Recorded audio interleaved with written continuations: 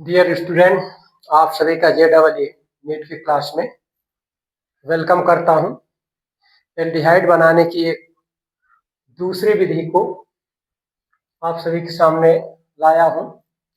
उस विधि के साथ आप सभी से इंटरेक्ट करने जा रहा हूं और इस विधि का मेथड का नाम है एल्कीन के ओजोनीकरण क्रिया से। तो इस रिएक्शन का उपयोग करके भी आप एल्डिहाइड बना सकते हैं। जब एल्कीन का Zn धातु की उपस्थिति में ओजोन गैस से अपक्रिया कराई जाती है या फिर अपक्रिया होती है, उससे प्राप्त जो ओजोनाइड है, जिसे कि माध्यमिक उत्पाद के रूप में जो प्राप्त होता है, कि जल अपघटन पर एल्डिहाइड बनते हैं। By the reaction of alkene with the ozone O3 in the presence of Zn metal form intermediate gives aldehyde after hydrolysis. So this is the statement of this reaction. Dear student, इस reaction को देखते हैं कैसे aldehyde प्राप्त होता है। तो मान लीजिए ये C double bond C H and H, ये है आपका सॉरी CH2C एथीन है। एथीन की रिएक्शन ओजोन से कराते हैं। तो जब ओजोन से इसकी क्रिया होगी तो ओजोन अटैक करेगा इस डबल बॉन्ड पे जो इस दोनों कार्बन के बीच में है, और एक इंटरमीडिएट यौगिक बनेगा CHO CHHO एंड ये होता है ओजोनाइड। इसको बोला जाता है ओजोनाइड। और जब इस ओजोनाइड का हाइड्रोलिसिस कराते हैं H2O जल के साथ इसकी अपक्रिया होती है, तो ये टूट जाता है। कुछ इस तरह से इसको आप समझिए।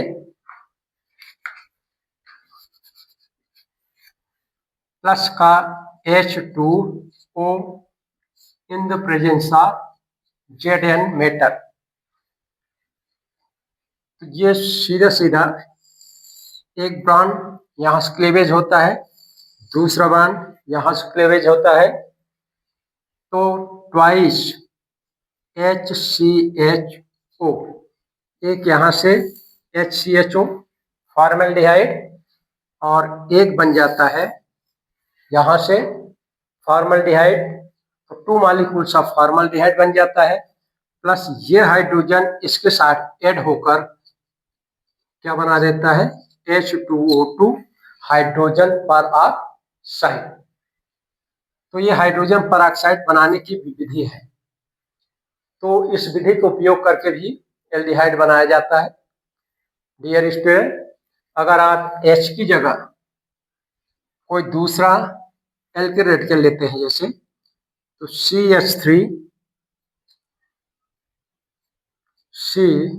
CH डबल बॉन्ड CH, यहाँ पर CH3, तो ये हो जाएगा 1 2 3 but 2 ene same reaction follow करते हैं, तो ये क्या बन जाएगा CH3 ब्यूटेन का ओजोनाइड CHO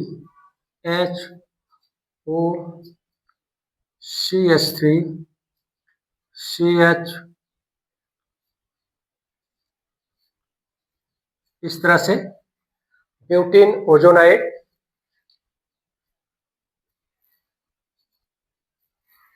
ये हो जाएगा ब्यूटेन ओजोनाइड। इसकी हाइड्रोलिसिस करा देते हैं H2 O in the presence of